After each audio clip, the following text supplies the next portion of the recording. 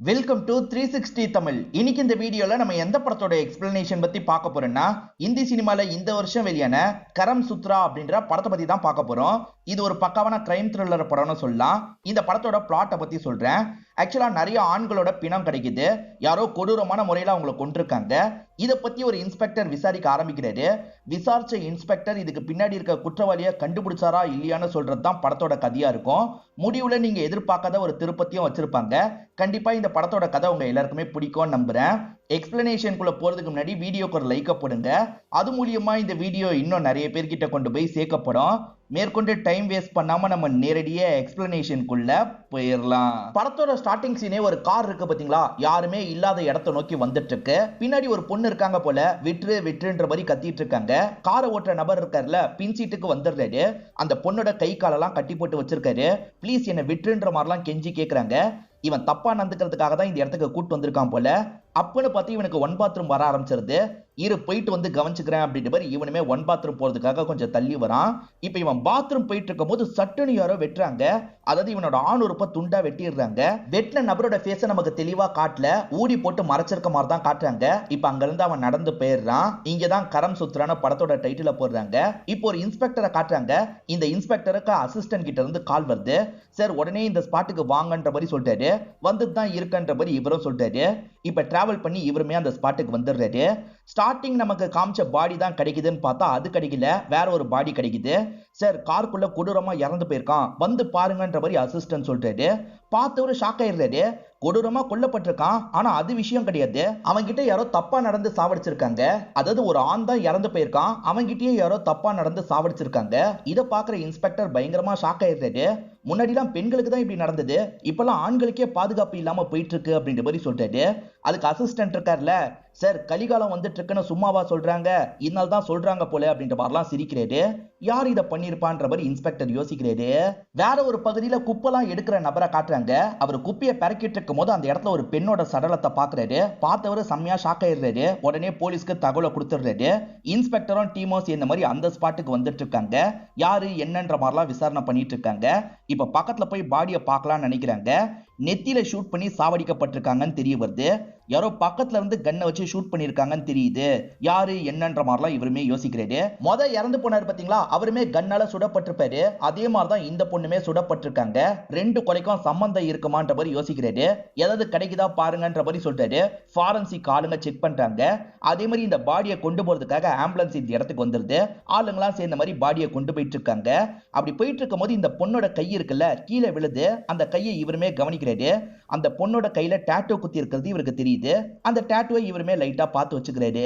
ஹீரோவோட வேலை டைம் முடிஞ்சிருது. அதனால இவருமே வீட்டுக்கு வந்துடுறாரு. இப்ப சரக்கச்சுக்கிட்டே நியூஸ் சேனலை வச்சு பார்க்கலான்ற மாதிரி பார்த்துட்டு இருக்காரு. அப்பதான் புதுசா ஒரு விஷயம் தெரிய வருது. காலையில இவருக்கு ஒரு பாடி கிடைச்சது பாத்தீங்களா, அதே மாதிரி வேற ஒருத்தரோட பாடி கிடைச்சிருக்கு. அவர் போலீஸ் வேற. அந்த போலீஸ் கிட்டயும் யாரோ தப்பா நடந்துதான் சாவடிச்சிருக்காங்க. என்னடா இது, அதே மாதிரி ரெண்டாவது கொலை நடந்துருச்சு அப்படின்ற மாதிரி இவருமே பயங்கரமா ஷாக் ஆகுறாரு. அதுவும் இப்ப இறந்து போயிருக்கிறது போலீஸ்ல. அதனால உடனே இவர் டீமுக்கு கால் பண்றாரு. என்னாச்சு அப்படின்ற மாதிரி டீடைலா விசாரிக்கிறாரு. இவர் கிளம்பி போனதுக்கு அப்புறம் தான் ஆளுங்களுக்கு பாடி கிடைச்சிருக்கு போல.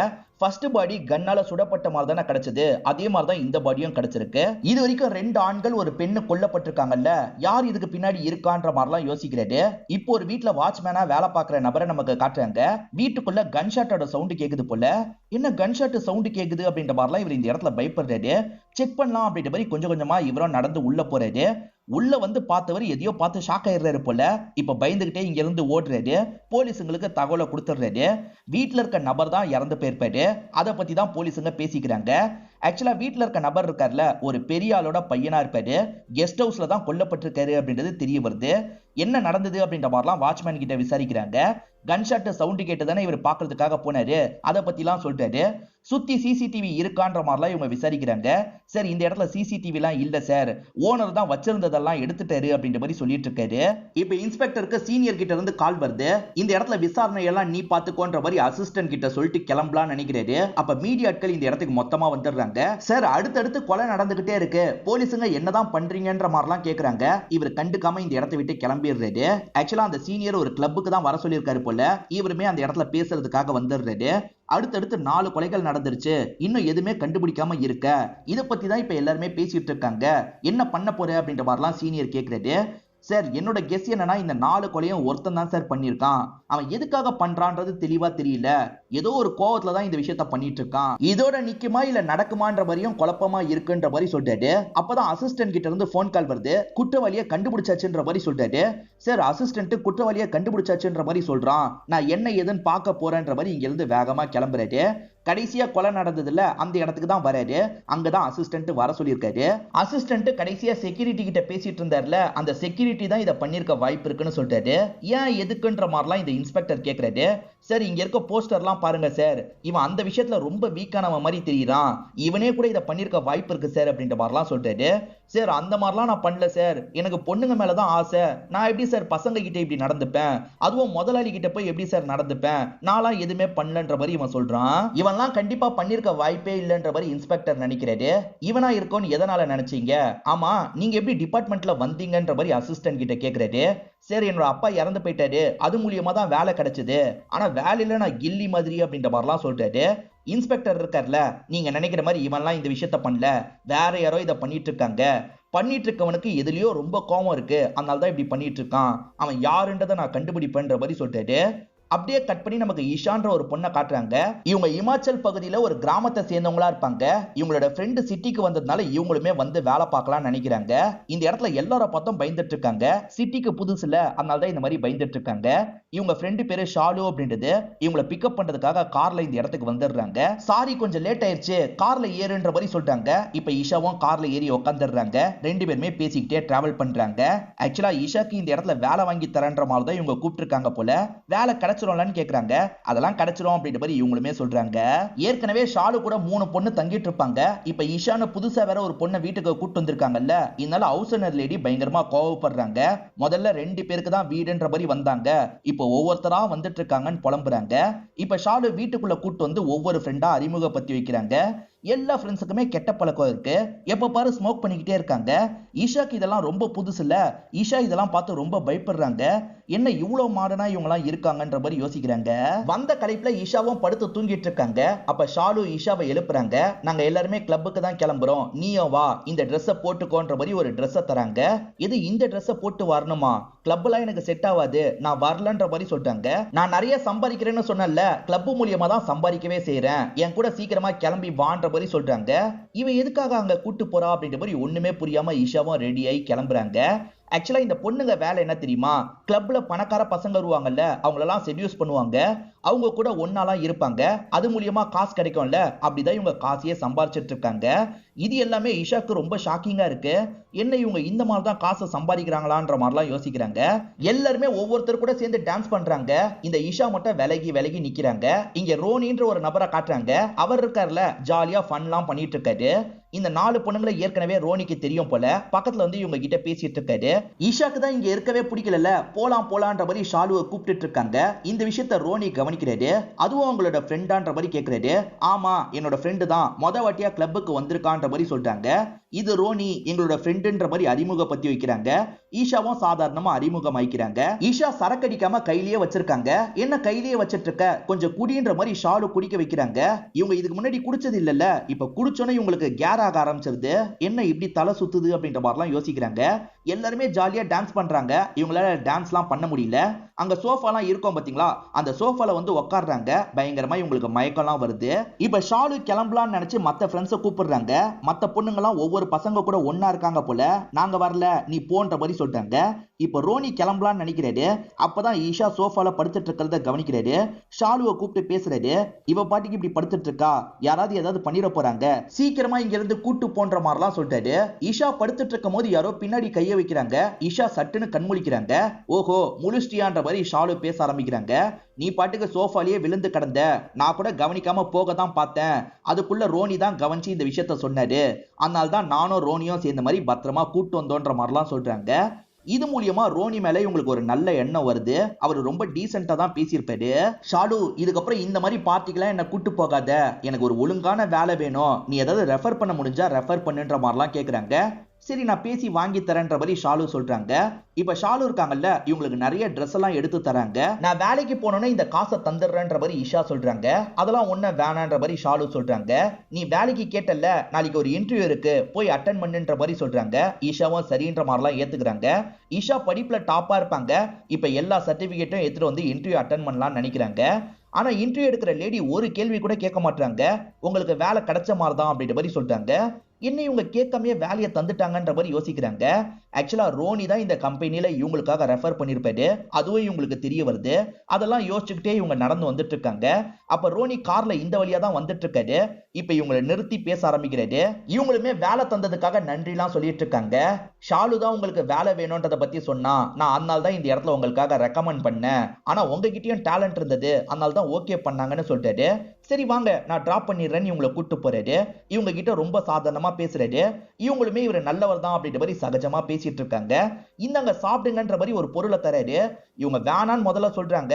அவர் வற்புறுத்தவே இவங்களுமே அதை வாங்கி சாப்பிடுறாங்க. அப்படி சாப்பிட்டதுக்கு அப்புறம் இவங்களுக்கு மயக்கம் வர மாதிரி இருக்கு. ஒரு ஸ்டேஜ்ல இவங்க மயங்கிடுறாங்க. அதுக்கப்புறம் தான் இவர் வில்லத்தனமா சிரிக்கிறாரு. அப்படியே கட் பண்ணி இவரோட கெஸ்ட் ஹவுஸை நமக்கு காட்டுறாங்க. ஆக்சுவலா இவர் இருக்காரு பாத்தீங்களா, வெர்ஜின் பொண்ணுங்க கிட்ட மட்டும் தான் ஒன்னா இருப்பார் போல. ஒன்னா இருந்ததுக்கு அப்புறம் அவங்களோட பேண்டிஸை இவர் கலட்டி எடுத்துப்பாரு. நிறைய பேண்டிஸ் எல்லாம் இவர் மாட்டி வச்சிருக்காருன்ற மாதிரி நமக்கு காட்டுறாங்க. இப்ப இவங்க செம்ம மயக்கத்துல இருக்காங்கல்ல, இவங்க கிட்ட பேசுறதுக்காக வராது. ஒரு வாட்டி ஒரு பொண்ணு கூட ஒன்னா இருந்துட்டேன்னு வச்சுக்கோ, அடுத்து அந்த பொண்ணு கூட ஒன்னா இருக்கிறதுக்கு எனக்கு பிடிக்காது. ஒவ்வொரு நாள் எனக்கு ஒவ்வொரு பொண்ணுங்க தேவை. அதனால தான் ஒன்ன ட்ராப் பண்ணி இந்த இடத்துக்கு வர வச்சேன்ற மாதிரிலாம் சொல்றாரு. இவங்க போதையிலேயே என்ன விட்டுருங்க விட்டுருங்கன்ற மாதிரிலாம் கேக்குறாங்க. இவர் அதெல்லாம் கண்டுக்கவே மாட்டாரு. ரொம்ப மூர்க்கமா இவங்க கிட்ட நடந்துக்கிறாரு. இவங்க வழியால துடிச்சிட்டு இருக்காங்க. அதை கண்டுக்காம இவர் ஒன்னா இருந்துட்டு இருக்காரு. அசிஸ்டன்ட் இன்னமும் அந்த செக்யூரிட்டி மேலதான் சந்தேகப்படுறாரு. அவர் இடத்தை செக் பண்ணும் போது நிறைய எண்ணெய், அதே மாதிரி அந்த மாதிரி டேப்லெட்லாம் நிறைய கிடைச்சிருக்கும். சரி இவன் சரியான காம வெறியனா இருக்கான், இவன் தான் சரி இந்த விஷயத்த பண்ணிருக்க வாய்ப்பு இருக்குன்ற மாதிரிலாம் சொல்லிட்டாரு. ஒழுங்கு மரியாதையா ஒத்துக்கோன்ற மாதிரி அவனை போட்டு அடிச்சுட்டுலாம் இருக்காரு. அப்பன்னு பார்த்து இன்ஸ்பெக்டருக்கு போன் கால் வருது. இவருமே அட்டன் பண்ணி பேசுறாரு. சீமன் சாம்பிள்லாம் கிடைச்சிருக்கு போல. அந்த பொண்ணுக்கு எதுவுமே நடக்கல சார், ஆனா 3 ஆண்களுக்கும் அந்த விஷயம் நடந்திருக்கு. சாம்பிள் எல்லாமே மேட்ச் ஆகுது சார். சோ ஒருத்தன் தான் இந்த விஷயத்த பண்ணிருக்கான்ற மாதிரி சொல்றாங்க. நான் கெஸ் பண்ணது சரியாயிருச்சு அப்படின்ற மாதிரி இவருமே அசிஸ்டன்ட் கிட்ட சொல்றாரு. அந்த 3 பேர் யார் யாருன்றத அடையாளம் கண்டுபிடிச்சிடுறாங்க. ஆனா அந்த பொண்ணு யாருன்ற அடையாளத்தை மட்டும் இவங்களால கண்டுபிடிக்க முடியல. மிஸ்ஸிங் கேஸ் எல்லாத்துக்கூடயும் சிங்க் பண்ணி பாருங்க, எப்படியாவது சீக்கிரமா கண்டுபிடிங்க அப்படின்ற மாதிரி ஆளுங்க கிட்ட இவர் சொல்றாரு. ஆக்சுவலா அவன் ஒன்னா இருந்து முடிச்சுட்டு டயர்ட்ல படுத்திருப்பான். அந்த கேப்ல இஷா அங்கிருந்து கிளம்பிடுறாங்க. இப்போ ஒரு பஸ் ஸ்டாப்ல தான் உட்காந்துட்டு இருக்காங்க. ரொம்ப லேட் நைட்டு தான் இப்படி உட்காந்துட்டு இருக்காங்க. அந்த வழியா கார்ல ஒரு நபர் வந்துட்டு இருக்காரு. லிஃப்ட் வேணுமான்ற மாதிரி இவங்க கிட்ட கேக்குறாரு. அவர் பாக்குற பார்வையே சுத்தமா சரியில்லை. இவங்களுமே பயப்படுறாங்க. அதெல்லாம் வேணாம், நான் பாத்துக்கிறேன், இங்க இருந்து போங்கன்னு சொல்றாங்க. இவரை பார்த்து பயந்தவங்க பஸ் ஸ்டாப்க்கு பின்னாடி ஒரு இடம் இருக்குல்ல, அந்த இடத்துல போய் ஒளிஞ்சுக்கிறாங்க. சரி போலான்ற மாதிரி அவருமே கிளம்பிடுறாரு போல. என்ன கார் மட்டும் இருக்கு, அவரை காணோன்ற மாதிரி இவங்க பாத்துட்டு இருக்காங்க. சட்டுன்னு அவர் பின்பக்கமா வந்து லாக் பண்ணிட்டாரு. இப்ப வற்புறுத்தி இவங்களை கூட்டு போலான்னு நினைக்கிறாரு. இவங்க கிட்ட தப்பா நடந்துக்கலாம்னு முடிவு எடுத்துறாரு போல. அதனால தான் இவங்களை யாருமே இல்லாத பகுதிக்கு கூட்டு வந்திருக்காரு. தயவு செஞ்சு என்ன விட்டுரு வேணான்ற மாதிரிலாம் இவங்க கெஞ்சி கேக்குறாங்க. இவன் அதை பத்தி கவலையே பட மாட்டான். இவங்க கிட்ட ரொம்ப மூர்க்கமா நடந்துக்கிறான். அதுக்கப்புறம் இவங்கள குப்பை தொட்டியில தூக்கி போட்டுட்டு இங்க இருந்து கிளம்பிடுறான். இவங்க வழியில பயங்கரமா துடிச்சிட்டு இருக்காங்க. இப்ப அங்க இருந்து எந்திரிச்சு நடக்க ஆரம்பிக்கிறாங்க. அப்படி நடந்து வந்துட்டு இருக்கும் போது மழை பெய்ய ஆரம்பிக்குது. போலீஸ் செக் போஸ்ட் மாதிரி இடம் இருக்கும் பாத்தீங்களா, அந்த மாதிரி பக்கத்துல ஒரு இடம் இருக்கு. அந்த இடத்துக்கு போலான்ற மாதிரி இவங்களுமே அந்த இடத்துக்கு வந்துடுறாங்க. இப்ப போலீஸ பார்த்தோன்னா நடந்த விஷயத்தை பத்தி சொல்லலாம்னு யோசிக்கிறாங்க. இவங்க கிட்ட 2 பேர் எல்லை மீறி நடந்தாங்கல்ல, அதை பத்திலாம் இவங்க சொல்லிட்டு இருக்காங்க. இவங்க அழுதுகிட்டே சீரியஸா சொல்லிட்டு இருக்காங்க. ஆனா அவர் சீரியஸா கேட்க மாட்டாரு. குறுகுறுன்னு இவங்களையே பார்த்துட்டு இருக்காரு. அதாவது தப்பான கண்ணோட்டத்தோட பார்த்துட்டு இருக்காரு. இதை இவங்களுமே கொஞ்சம் லேட்டா தான் புரிஞ்சுக்கிறாங்க. அதுக்குள்ள அவர் பக்கத்துல வந்து இவங்களை லாக் பண்ணிட்டாரு. சார் ப்ளீஸ் சார், வேணாம் சார், என்ன விட்டுருங்கன்ற மாதிரிலாம் கேக்குறாங்க. ஆனா இவர் இருக்கார்ல, இவங்க கிட்ட ரொம்ப மோசமா நடந்துக்கிறாரு. இப்ப அவர் கிளம்புற டைம் வந்துருது போல. இவங்களை பிடிச்சி வெளியே தள்ளிட்டு பைக் எடுத்துட்டு இங்க இருந்து கிளம்பிடுறாரு. இவங்களுமே இந்த இடத்துல அழுதுட்டு இருக்காங்க. ஒரே நாள்ல நமக்கு இவ்வளவு கொடுமை நடந்துருச்சு அப்படின்ற மாதிரிலாம் ஃபீல் பண்றாங்க. இவங்க ட்ரெஸ் எல்லாம் ரொம்ப அழுக்கா இருக்குல்ல. இவங்க மத்தவங்க கிட்ட போனை வாங்கி ஷாலு கிட்ட பேசலாம்னு நினைக்கிறாங்க. ஆனா யாருமே இவங்களுக்கு போனை தர மாட்டாங்க. இவங்க மனநலம் பாதிக்கப்பட்ட பொண்ணு போலன்ற மாதிரி இவங்க பக்கத்துல வந்தாலே விலகி போறாங்க. சிலர் பிச்சைக்காரங்க நினைச்சு இவங்களுக்கு காசெல்லாம் தந்துட்டு இருக்காங்க. இவங்களுமே இதை நினைச்சு ரொம்ப ஃபீல் பண்ணிட்டு இருக்காங்க. தெரியாத ஊர்ல, அதனால ஷாலுவோட வீட்டை நோக்கி இவங்களால போக முடியல. இப்ப இருட்டவே செஞ்சிருது. அந்த இடத்துல யாரோ பர்கரை முழுசா சாப்பிடாம போட்டு வச்சிருக்காங்க. இவங்களுக்கு செம்மையா பசிக்குது இல்ல, அந்த பர்கரை எடுத்து சாப்பிட்டுட்டு இருக்காங்க. இதுக்கப்புறம் நம்ம எதுக்காக இந்த மாதிரி ஒரு வாழ்க்கையை வாழணும்ன்ற மாதிரி யோசிக்கிறாங்க. அதனால ட்ரெயின்ல இடிச்சு செத்துடலான்ற மாதிரி ரயில்வே ட்ராக்ல வெயிட் பண்ணிட்டு இருக்காங்க. கரெக்டா ட்ரெயினை இவங்களை நோக்கி வந்துட்டு இருக்கு. செத்துடலாம் நினைச்சவங்க கடைசி நேரத்துல மனசை மாத்திடுறாங்க போல, அந்த ட்ராக்கை விட்டு விலகிடுறாங்க. இப்ப என்ன யோசிக்கிறாங்கன்னு தெரியல, இங்க இருந்து வேற ஒரு இடத்தை நோக்கி நடக்கிறாங்க. இப்ப நைட்டு நேரம் இவங்க ஒரு விஷயத்தை கவனிக்கிறாங்க. ஒரு பொண்ணு இருக்காங்கல்ல, ஒரு நபர் கூட கார்ல போய் காசெல்லாம் வாங்குறாங்க. சோ அவர் கூட ஒன்னா இருக்கிறதுக்காக காசை வாங்குறாங்கன்னு இவங்க புரிஞ்சுக்கிறாங்க. இப்போ ஒரு ஆட்டோ வருது. அந்த ஆட்டோ டிரைவர் இவங்களை அப்ரோச் பண்றாரு. இவங்களுமே ஆட்டோல ஏறி உட்காந்துடுறாங்க. என்ன ரேட்டுன்ற மாதிரிலாம் இவர் பண்றாரு. இவங்களுமே ஒரு ரேட்டை சொல்றாங்க. அவர்கிட்ட காசை வாங்கிக்கிறாங்க. அவர் கூட ஒன்னா இருக்கலாம்னு முடிவு பண்ணி அந்த நபர் கூட ஒன்னாலாம் இருக்காங்க. இந்த மாதிரி வேலையை தொடர்ச்சியா பண்ணலான்ற மாதிரி இவங்க பண்ண ஆரம்பிக்கிறாங்க. இந்த ஊர்ல இப்படிதான் பொழைக்க முடியும்ன்றதுக்காக இப்படி பண்ண ஆரம்பிச்சிடுறாங்க போல. போக போக இவங்களுக்கு நிறைய காசு கிடைக்குது. அது மூலியமா நிறைய செலவெல்லாம் இவங்க பண்ணிட்டு இருக்காங்க. பெரிய பெரிய பொலிட்டீஷியன் கூட இவங்க கூட ஒன்னா இருக்கணும்னு ஆசைப்படுறாங்க. அந்த பொலிட்டீஷியன் கூட ஒன்னா இருக்கிறதுக்கு இவங்க பெரிய அமௌண்ட் எல்லாம் சார்ஜ் பண்றாங்க. இப்ப நிறைய காசு இவங்க கிட்ட இருக்க போல, இவங்களுமே கால் பண்ணி ஒரு டாக்டரோட அப்பாயின்மெண்ட்டை வாங்கிடுறாங்க. இப்ப அந்த டாக்டரை பார்த்து பேசுறதுக்காக ஹாஸ்பிட்டலுக்கே வந்துடுறாங்க. ஏதோ ஒரு ஆபரேஷன் பண்ணணும் அப்படின்ற மாதிரி இந்த டாக்டர் கிட்ட பேசுறாங்க. சரி பண்ணிடலாம் அப்படின்ற மாதிரி அவருமே காசுலாம் எவ்வளோன்றத சொல்றாரு. இவங்களுக்கு அந்த ஆபரேஷன் நடக்கிற மாதிரி நமக்கு காட்டுறாங்க. என்ன ஆபரேஷன் அப்படின்றத தெளிவா நமக்கு காட்டல. இப்ப ஆபரேஷன் முடிஞ்சிருது. ஒரு வாரத்துக்கு மேல நீங்க ரெஸ்ட் எடுக்கணும்ன்ற மாதிரி சொல்றாங்க. அழக மெருகேத்துறதுக்காக ஆபரேஷன் பண்ணுவாங்க பாத்தீங்களா, அந்த மாதிரி தான் ஏதோ ஒரு ஆபரேஷன் பண்றாங்க போல. இப்ப இவங்க ரெஸ்ட் டைம்லாம் முடிஞ்சிருது. இவங்களுமே வேலையெல்லாம் ஆரம்பிக்கிறாங்க. இப்ப இவங்களோட அடையாளத்தையே மாத்தணும்னு நினைக்கிறாங்க. அதனால ஒரு ஸ்பாக் வராங்க. ஹேர் ஸ்டைல டோட்டலா மாத்துங்க, ஃபேஸ்ல இந்த மாதிரி சேஞ்சஸ் எல்லாம் பண்ணுங்கன்ற மாதிரி சில சேஞ்சஸ் எல்லாம் சொல்றாங்க. இப்ப பார்க்கவே இவங்க கொஞ்சம் வித்தியாசமா தெரியுறாங்க. ஜிம்முக்கு போய் உடம்பை ஏத்தணும்னு நினைக்கிறாங்க. இப்ப ஜிம்முக்கு வந்து பயங்கரமா ஒர்க் அவுட் எல்லாம் பண்ணிட்டு இருக்காங்க. இவங்க ஒர்க் அவுட் பண்ணிட்டு இருக்கிறத பசங்க சைட் அடிக்கிற மாதிரிலாம் பார்த்துட்டு இருக்காங்க. உங்களை கவனிச்சுக்கிறேன் அப்படின்ற மாதிரி இவங்களுமே உள்ளுக்குள்ள யோசிக்கிறாங்க.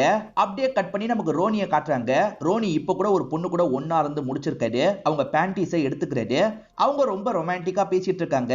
இவர் உண்மையா லவ் பண்றதா நினைக்கிறாங்க. ஆனா இவர் நிறைய பொண்ணுங்களோட பேண்டீஸை வச்சிருக்கிறது தெரிஞ்சாலும் ஷாக் ஆயிடுறாங்க. வேகமா இங்க இருந்து ஓடிடுறாங்க. இப்ப நைட்டு நேரம் இஷா இருக்காங்க பாத்தீங்களா, அந்த கிளப்புக்கு வந்து ரோனியை பார்த்துட்டு இருக்காங்க. ரோனி வேற ஒரு பொண்ணு கூட சேர்ந்து தான் டான்ஸ் பண்ணிட்டு இருக்காரு. இப்ப இவங்க வேணும்ட்டு அவரை கிராஸ் பண்ண மாதிரி போறாங்க. அவரை பார்த்து லைட்டா ஸ்மைல் பண்ணிக்கிட்டே போறாங்க.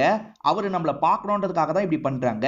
இப்ப ட்ரிங்க்ஸ் ஆர்டர் பண்றாங்கல்ல, ரொம்ப ஹெவி ட்ரிங்க்ஸா ஆர்டர் பண்றாங்க. இது ரொம்ப ஹெவின்ற மாதிரி இவர் சொல்றாரு. ஆமா, எனக்கு ரொம்ப ஆடானது தான் பிடிக்கும்ன்ற மாதிரி இவங்களுமே செடியூஸ் பண்ற மாதிரி பேசுறாங்க. இவளுக்குமே நம்மள பிடிச்சிருக்கு போலன்ற மாதிரி அவர் யோசிக்கிறாரு. மேற்கொண்டு இவங்க கிட்ட பேசுறதுக்காக வராரு. இவங்க ஃபேஸ்ல நிறைய சேஞ்சஸ்லாம் இருக்குல்ல, இவங்க தான் இஷான்றதே இவருக்கு தெரியல. உன் நம்பர் வேணும்ன்ற மாதிரி கேட்டு நம்பரை வாங்கிக்கிறாரு. இவங்க வீட்டுல இருக்கும் போது அவர்கிட்ட இருந்து போன் கால் வருது. ஆனா இவங்க இருக்காங்கல்ல, நம்ம உடனே போனை எடுக்க கூடாதுன்ற மாதிரி வேணும்ட்டே போனை எடுக்காம இருக்காங்க. ரொம்ப நேரம் கழிச்சு தான் அவரோட காலை எடுக்கிறாங்க. என்ன விஷயம்ன்ற மாதிரிலாம் பேசுறாங்க. உன்னை பார்க்கணும் போல இருக்கு, உன் கூட ஒன்னா இருக்கணும் போல இருக்குன்ற மாதிரிலாம் அவன் பேசிட்டு இருக்கான். எனக்கு ஒன்னா இருக்கிறது ஓகே தான், ஆனா ஒன்னா இருக்கும் போது நான் நினைக்கிற மாதிரி தான் ஒன்னா இருக்கணும், எனக்கு கொஞ்சம் வைல்டா பண்றது தான் பிடிக்கும்ன்ற மாதிரிலாம் சொல்றாங்க. அவ்வளவுதானே, எனக்குமே வைல்டுனா ரொம்ப பிடிக்கும், நீ கிளம்பி வான்ற மாதிரி சொல்லிட்டாரு. இவங்களுமே சரின்ற மாதிரிலாம் ஏத்துக்கிறாங்க. இப்ப கொஞ்ச நேரத்துல இவங்களுமே டிராவல் பண்ணி அந்த இடத்துக்கு வந்துடுறாங்க. அவரோட கெஸ்ட் ஹவுஸ்க்கு தான் இவங்க வந்திருக்காங்க. விலங்கால கையை லாக் பண்ணிலாம் ஒன்னா இருப்பாங்க பாத்தீங்களா, அந்த மாதிரி விலங்கெல்லாம் கொண்டு வந்திருக்காங்க. இப்ப அவரோட கையில போட்டு விட்டுறாங்க. அதே சமயம் கண்ணை கட்டணும் அப்படின்ற மாதிரி கண்ணெல்லாம் கட்டுறாங்க. இன்னைக்கு செம்மையா இருக்க போகுது அப்படின்ற மாதிரிலாம் அவர் சொல்லிட்டாரு. ரொமான்டிக்கா ரூம்க்கு கூட்டு வந்துடுறாங்க. அப்படி கூட்டு வந்தவங்க மெயின் பாயிண்டே எட்டி மிதிக்கிறாங்க. இவர் வலியால துடிச்சிட்டு இருக்காரு. இந்த அளவுக்கு வைல்டுலாம் வேணான்னு சொல்லிட்டாரு. அதை நான் தான் முடிவு பண்ணுவேன்ற மாதிரி ஓங்கி வாயிலேயே குத்துறாங்க. இவன் என்ன அடிக்கிறான்ற மாதிரி இவருக்கு பயம் வருது. இவருமே கண் கட்ட கழட்டிடுறாரு. இன்னுமா நான் யாருன்னு தெரியல, நான் தான் இஷான்ற மாதிரி இவங்க சொல்லி சிரிக்கிறாங்க. நீ ஆன்ற மாதிரி இவர் பயங்கரமா ஷாக்லாம் ஆயிட்டு இருக்காரு. என்ன பார்த்தே ஷாக் ஆயிட்டா எப்படி, இதை பாருன்ற மாதிரி இவங்களுமே இவங்களோட பிரைவேட் பார்ட்டை காட்டுறாங்க. இவங்க ஒரு ஆபரேஷன் பண்ணாங்க பாத்தீங்களா, மேல் ஆர்கனை வைக்கிறதுக்கான ஆபரேஷன் தான் பண்ணிருப்பாங்க. இவருமே அதை பார்த்து பயங்கரமா ஷாக் ஆயிட்டு இருக்காரு. இந்த மாதிரி இவங்க மாறினதுக்கு ஷாலுவும் ஒரு விதத்துல காரணம் இல்ல, ஷாலுவையும் காலி பண்ணணும்னு முடிவு பண்ணிருப்பாங்க. ஷாலுவோட ஒரு கிளைண்ட் மூலியமா பேசுறாங்க. அந்த கிளைண்ட் கார் கிட்ட வான்னு சொல்றான். இப்ப ஷாலுவுமே அதை நம்பி அந்த இடத்துக்கு வந்துடுறாங்க. ஆனா காருக்குள்ள இஷா தான் உட்காந்துட்டு இருந்திருப்பாங்க. இஷாவை பார்த்து அவங்க ஷாக் ஆயிட்டு இருக்காங்க. அப்ப இவங்க இருக்காங்கல்ல, ஷூட் பண்ணி அவங்க கதையை முடிச்சிடுறாங்க. இவங்க ரோனி கூட ஒன்னா இருக்கும் போது ரோனியும் வலிக்குது என்ன விட்டுன்ற மாதிரிலாம் கேக்குறாரு. நானும் இதே மாதிரி தானே அன்னைக்கு கத்துனேன், நீ கேட்டியா, கேட்கல அப்படின்ற மாதிரி ரொம்ப வேகமா பண்ணிட்டு இருக்காங்க. ஒரு ஸ்டேஜ்ல கன்னை வச்சு இவரோட கதையை முடிச்சிடுறாங்க. இவங்க ஷூட் பண்ண சவுண்ட் கேட்டு தான் அந்த செக்யூரிட்டி வந்திருப்பாரு. அதுக்குள்ள இவங்க அங்க இருந்து கிளம்பி போயிருப்பாங்க. அதே மாதிரி ரெண்டாவது ஒரு நபர் கார்ல வச்சு இவங்க கிட்ட ஒன்னா இருந்தாரு பாத்தீங்களா, அவர் எப்பவுமே வர பகுதியில இவங்க வெயிட் பண்றாங்க. அவர்கிட்ட லிஃப்ட் கேட்கிற மாதிரிலாம் பண்றாங்க. போற வழியில அவர்கிட்ட செடியூஸ் பண்ற மாதிரிலாம் பேசுறாங்க. இவளே நம்ம கூட ஒன்னா இருக்க விரும்புறா போல அப்படின்ற மாதிரி காரை கொஞ்சம் தள்ளி கொண்டு போயிடுறாரு.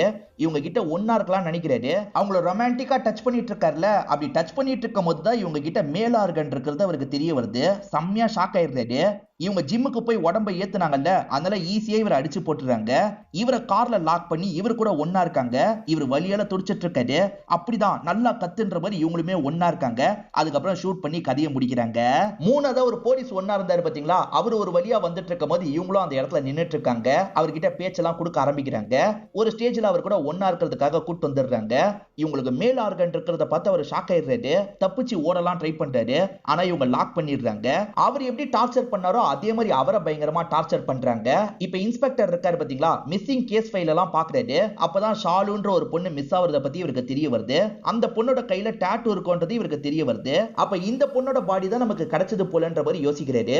இப்ப ஷாலுவோட ஃப்ரெண்ட்ஸை வர வச்சிடுறாரு. 3 ஃப்ரெண்ட்ஸ் இருந்தாங்கல்ல, அவங்க தான் இந்த இடத்துக்கு வந்திருக்காங்க. ஷாலு எவ்வளவு நாளா மிஸ் ஆகுறாங்கன்றதெல்லாம் கேட்டு தெரிஞ்சுக்கிறாரு. சார் ஷாலு மட்டும் மிஸ் ஆகல சார், ஷாலுவோட ஃப்ரெண்டா ஒருத்தி வந்தா அவளுமே மிஸ் ஆகுறா, அவ மிஸ் ஆகி ரொம்ப நாள் ஆகுது அப்படின்ற மாதிரிலாம் ஃப்ரெண்ட்ஸ் சொல்றாங்க. அந்த பொண்ணுக்கு என்ன ஆயிருக்குன்ற மாதிரிலாம் இவர் யோசிக்கிறாரு. அந்த பொண்ணை பத்தி தெரிஞ்ச டீடைல்லாம் தாங்கன்ற மாதிரி கேட்கிறாரு. இவங்க சேர்ந்து எடுத்த போட்டோ இருக்கு பாத்தீங்களா, அந்த போட்டோவெல்லாம் தந்துட்டு இங்க இருந்து கிளம்புறாங்க. இப்பதான் வேற ஒரு கொலை நடந்திருக்கிறதா தகவல் கிடைக்குது. ஸ்டார்டிங் நமக்கு ஒரு கொலையை காமிச்சாங்கல்ல, அந்த கொலை நடந்திருக்கிறதா தான் தகவல் கிடைச்சிருக்கு போல. அதாவது டாக்ஸி ஓட்டுறவன் தான் ஒரு பொண்ணு கிட்ட எல்லை மீறி நடக்கலாம் தனியா கூட்டு வந்திருக்கான். அப்படி வந்தவனோட ஆண் உறுப்பு தனியா கிடக்குது. அவன் ஒரு இடத்துல இறந்து போயிருக்கான். இதுக்கு முன்னாடி நடந்த மாதிரி நடக்கல. சரி இது வேற யாராவது பண்ணிருப்பாங்களா நான் அசிஸ்டன்ட் கேட்கிறாரு. இல்ல ஏற்கனவே கொலை பண்ணவன் தான் இதையும் பண்ணிருக்கான்ற மாதிரி இன்ஸ்பெக்டர் சொல்லிட்டாரு. இப்ப இத பத்தி நியூஸ்ல வந்துட்டு இருக்கு. அந்த நியூஸ் எல்லாத்தையும் ஈஷாவும் சிரிச்சுக்கிட்டே பார்த்துட்டு இருக்காங்க. மீடியாட்கள் இருக்காங்கல்ல, இதுக்கு பின்னாடி இருக்க ஆளை எப்பதான் கண்டுபிடிப்பீங்கன்னு இன்ஸ்பெக்டர் கிட்ட கேக்குறாங்க. சீக்கிரமா கண்டுபிடிச்சிருவான்ற மாதிரி இன்ஸ்பெக்டர் சொல்லிட்டாரு. நடக்கிற இந்த விஷயத்துக்குலாம் ஆண் காரணமா பெண் காரணமான்னு கண்டுபிடிக்கிறதுக்கே பல வருஷம் ஆகும். கண்டிப்பா உன்னால என்ன கண்டுபிடிக்க முடியாதுன்ற மாதிரி இவங்களுமே இன்ஸ்பெக்டரை பார்த்த மாதிரிலாம் தனியா பேசிட்டு இருக்காங்க. இப்ப இன்ஸ்பெக்டருமே அவரோட வேலைக்கு கிளம்பலாம்னு நினைக்கிறாரு. இவங்க இன்ஸ்பெக்டர் வீட்டுக்கு பக்கத்துல தான் இருக்காங்க போல. சார் அந்த கேஸ் எந்த லெவல்ல சார் இருக்கு, நீங்க சீக்கிரமா குற்றவாளியை கண்டுபிடிச்சிருவீங்க, எனக்கு நம்பிக்கை இருக்குன்ற மாதிரிலாம் சொல்லிட்டாங்க. கவலையே படாதீங்க மேடம், இதுக்கு பின்னாடி இருக்கவன சீக்கிரமா கண்டுபிடிச்சிருவான்ற மாதிரி இங்க இருந்து கிளம்ப ஆரம்பிக்கிறாரு. நீலாம் என்னைக்கும் கண்டுபிடிக்க மாட்டே அப்படின்ற மாதிரி இவங்களுமே நக்கலா சிரிச்சுக்கிட்டே இங்க இருந்து கிளம்புறாங்க. இதோடயே இந்த படத்தோட கதையை முடிச்சிடுறாங்க. இந்த படத்தோட கதை கண்டிப்பா உங்களுக்கு பிடிச்சிருக்கும்னு நம்புறேன். இந்த வீடியோ உங்களுக்கு பிடிச்சிருந்ததுன்னா லைக் பண்ணுங்க, கமெண்ட் பண்ணுங்க, மறக்காம 360 தமிழ் சேனலை சப்ஸ்கிரைப் பண்ணுங்க. தொடர்ச்சியா இந்த மாதிரி வீடியோக்கள் வந்துகிட்டே தான் இருக்கும்.